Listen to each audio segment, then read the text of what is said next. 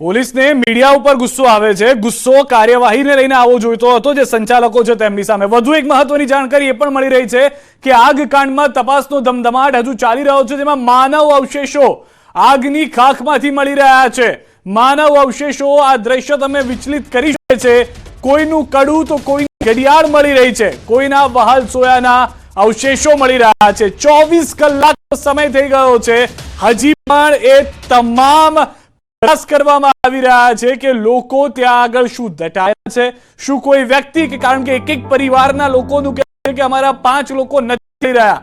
કેટલાક લોકોની આ વીટીના દ્રશ્યો આપ જુઓ, જે વીટી મળી છે, કોઈક મહિલાનું કડું મળી રહ્યું છે, કોઈકના વહાલ સોયાના અવશેષો મળી રહ્યા છે. અને આ પોલીસને મીડિયા ગુસ્સો આવે છે કેમ કે બિયરને ટીમ બતાવ્યા અમે. ગુસ્સો આવો જોઈએ આ લોકો ઉપર કે જેઓએ આ કાલે 32 લોકોના મોત થયા છે, કાર્યવાહી કરવામાં મોડું થઈ ગયું અને મીડિયા પર ગુસ્સો આવે છે આવા પોલીસને. 32 લોકોને જીવ ગયા છે અને હજી પણ કેટલાક લોકોના અંદરથી અવશેષો મળી રહ્યા છે. 24 કલાકથી વધુનો સમય થઈ ગયો છે. જવાબ એને લઈને આપવાનો છે. પ્રેસ કોન્ફરન્સ કરતા કમિશનર પોતાની વાત કરીને જતા રહે છે, મીડિયાના સવાલોનો જવાબ આપતા નથી. રાજકોટ પોલીસને એના માટે રાખી છે. જે રીતની પરિસ્થિતિ અત્યારના થઈ છે, તમામ લોકોને ડિસમિસ કરી દેવાની જરૂર છે. સસ્પેન્ડ તો બહુ નાની વાત છે. જે રીતની પરિસ્થિતિ અત્યારના, જે પોલીસ જે રીતે ગુસ્સો કરીને મીડિયા સાથે વાત કરી રહ્યું છે, બિયરના ટીમ અમે મૂકવા ગયા હતા ત્યાં આગળ. બિયરના ટીમ તમારે શોધવાના હતા, અમારે નહોતા શોધવાના. 24 કલાકનો સમય થઈ ગયો હતો. ગુજરાતીની ટીમ ત્યાં પહોંચી ત્યારે આ બિયરના ટીમ લઈને જ્યારે દેખાડીએ છીએ અમે કે આ બિયરની ટીમ છે, તો મીડિયા ઉપર ગુસ્સો શેના માટે? તમારા ઉપર ગુસ્સો આવવો જોઈએ, ખુદને આવવો જોઈએ. ખાકી ભલે મેં પહેરીએ, તમારા જેવા લોકોને ખાકી પહેરવાનો અધિકાર નથી. કાઢીને ફેંકી દેવી જોઈએ. 32 લોકોને જીવ ના બચાવી શક્યા અને 32 લોકોને જીવ ના બચાવે એનો કઈ વાંધો નહીં. પછીની કાર્યવાહીમાં જો તમને શરમ આવતી હોય તો ખાકી કાઢી કાઢજો. પહેરવાનો કોઈ અધિકાર નથી. અને પોલીસનો પાવર તમે જેની સામે કરતો હોય એની સામે કરજો, મીડિયા સામે ના કરતા. મીડિયા કોઈ ખોટી વસ્તુ નથી ચલાવતી. બિયરના ટીમ સંચાલકની ઓફિસમાંથી મળ્યા છે, અમે નથી મૂકવા ગયા બિયરના ટીમ. અને કાર્ટૂન ભરીને મળ્યા છે. પાર્ટી કરતા હતા કે શું, તેને લઈને જવાબ નથી તમારા લોકો પાસે.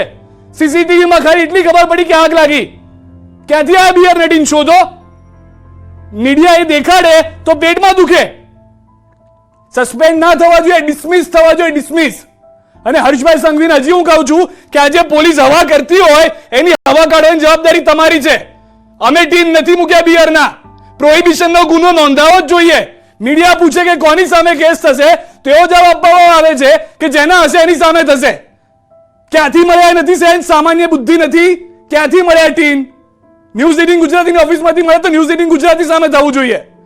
જે કાર્યવાહી થઈ છે, ન્યૂઝ 18 ગુજરાતી દેખાડે છે જ્યારે કે બિયરના ટીમ મળ્યા છે બોક્સમાંથી, કે જ્યાં આગળ ગઈકાલે 32 લોકો મરી ગયા, ત્યાં આગળ એક ઓફિસ સંચાલક દારૂની પાર્ટી કરતો હોઈ શકે છે. તો બિયરના ટીમ લઈ સૌથી પહેલા તેની સામે કાર્યવાહી કરવાની હોય, મીડિયા સામે ગરમી ના કરવાની હોય.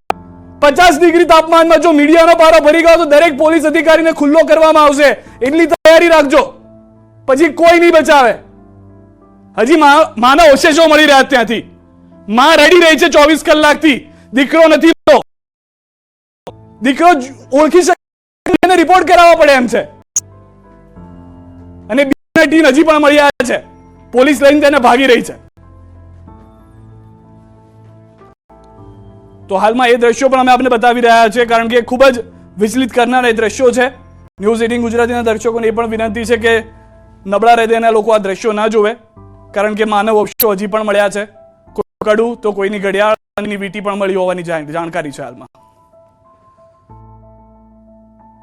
બરાબર 24 કલાક પહેલા અહીં એક મોટું સ્ટ્રક્ચર ઊભું હતું, ગેમ ઝોન અહીંયા હતો, પરંતુ 24 કલાક પણ નથી થયા અને આપ જોઈ શકો છો કે આખું જ હવે આ સમતલ કરવામાં આવી રહ્યું છે. પરંતુ આની વચ્ચે એનડીઆરએફની ટીમ અહીંયા પહોંચી છે અને એનડીઆરએફના જવાનો પણ સતત ચેકિંગ કરી રહ્યા છે અને જે અહીંયા મલબો છે તેને પણ ચકાસવામાં આવ્યો છે. અને ચોંકાવનારી વાત એ છે કે અહીંયાથી કેટલીક આ વસ્તુઓ મળી આવી છે ને જે આપણે થોડી ડિટેલમાં હું જણાવું તો આપ જોઈ શકો છો કે કોઈકની ઘડિયાળ છે, કોઈક દીકરો હશે, કોઈ વ્યક્તિ હશે જે આ ઘડિયાળ પહેરીને આવી હશો. આ બે જે આપ હાથના કડા જોઈ રહ્યા છો, કોઈ લેડીઝના કદાચ આ કડા હશે અને જે બાકી આપ આ જોઈ રહ્યા છો અહીંયા મોબાઈલ પણ આપને જોવા મળી રહ્યો છે, મોબાઈલના પણ કેટલાક પાર્ટ્સ અહીંયા જોવા મળી રહ્યા છે અને બાકી જે આપને જોવા મળી રહ્યું છે સૌથી કામનારી અને કદાચ એ શબ્દો પણ નથી નીકળી રહ્યા પરંતુ આ માનવ અવશેષ છે.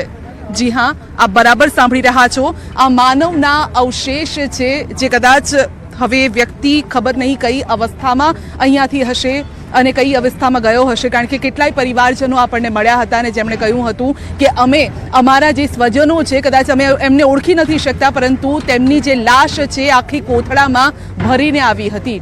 એટલે એક આખી લાશ, એક આખી હાથ પગ ધડ માથું કદાચ એક સાથે ન હતું ને એની જ આ સાબિતી છે અને આ સબૂત અહીંયા અમે આપને બતાવી રહ્યા છે કે આપ જોઈ શકો છો જ્યારે આ મલબો હટાવવાની કામગીરી ચાલી રહી હતી અને તેમાંથી આ અવશેષ, માનવ અવશેષ મળી આવ્યા છે. તેનો મતલબ એ છે કે કદાચ કોઈ વ્યક્તિ અહીંયા મિસિંગ હોઈ શકે છે અને આ એના જ આ અવશેષ હોઈ શકે છે. કેટલીક વસ્તુઓ મળી છે, મોબાઈલ પણ છે, આ સાથે જ હાથમાં હેન્ડલ પણ જોઈ રહ્યા છો. બીજી કઈ વસ્તુ અહીંયાથી મળી છે આપને ખ્યાલ છે? આટલી જ વસ્તુ છે, બે મોબાઈલ છે અને એક જેન્ટ્સ કડવું છે અને એક લેડીઝ.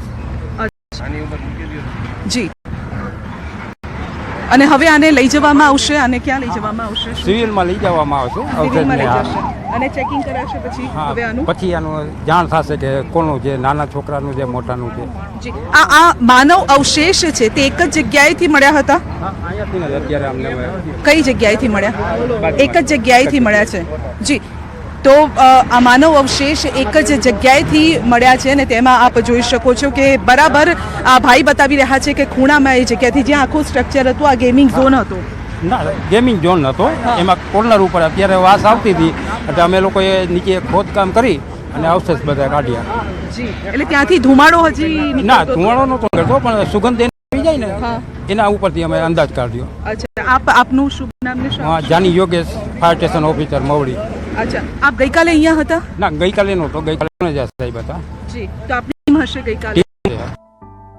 હાલ રોકાઈશું એક વિરામ માટે. આપ જોડાયેલા રહો ગુજરાતની number 1 news channel news 18 Gujarati સાથે.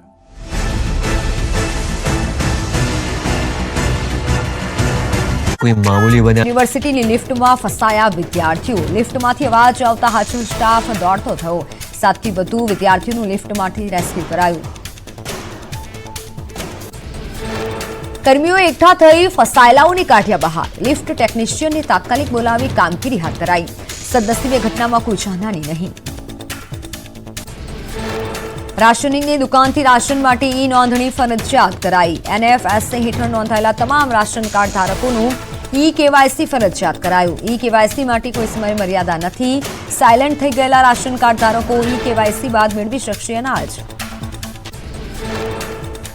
રાજકોટમાં વિછિયા સરકારી હોસ્પિટલમાં બેદરકારીનો આરોપ. પ્રસૂતિ દરમિયાન મહિલાનું નીપજ્યું મોત. નર્સ અને અન્ય ડોક્ટર દ્વારા સિઝેરિયનનો આરોપ. હોસ્પિટલમાં ગાયનેક વિભાગમાં ડોક્ટર ન હોવાનો પણ આરોપ. કાજલબેન નામની મહિલાનું સિઝેરિયન કર્યા બાદ મોત નીપજ્યું. મૃતક કાજલબેનના પતિએ પોલીસ ફરિયાદ કરવા માટે લખ્યું પત્ર. મુખ્યમંત્રી, આરોગ્ય મંત્રી, કલેક્ટર, વિછિયા પોલીસ સહિત પત્ર લખી રજૂઆત કરી. મહેસાણા કડીના અલદેસણ નજીક આવેલા ગણેશા વોટર પાર્કના બાઉન્સરોની દાદાગીરીના આક્ષેપ. ગણેશા વોટર પાર્કમાં ફરવા આવેલા 2 પરિવારો સાથે મારામારી કરાઈ હોવાના કરાયા આક્ષેપ. હુમલાનો ભોગ બનેલા બંને પરિવારોએ નોંધાવી પોલીસ ફરિયાદ. અમદાવાદમાં ભગવાન જગન્નાથની 147મી રથયાત્રાની તૈયારીઓ. અમદાવાદમાં ભયજનક મકાનો બાબતે તાકીદની જાહેર ચેતવણી અપાઈ. શહેરમાં સર્વે કરી ભયજનક મકાનોની નોટિસ આપવામાં આવશે. દરિયાપુરમાં ભયજનક મકાન ઉતારવામાં એસ્ટેટ વિભાગ નબળું. કોંગ્રેસના કાઉન્સિલર નીરવ બક્ષીએ એસ્ટેટ વિભાગ પર કર્યા આક્ષેપ. ગયા વર્ષે રથયાત્રામાં બાલ્કની ધરાશાયી થઈ હતી, છતાં એસ્ટેટ વિભાગની બેદરકારી.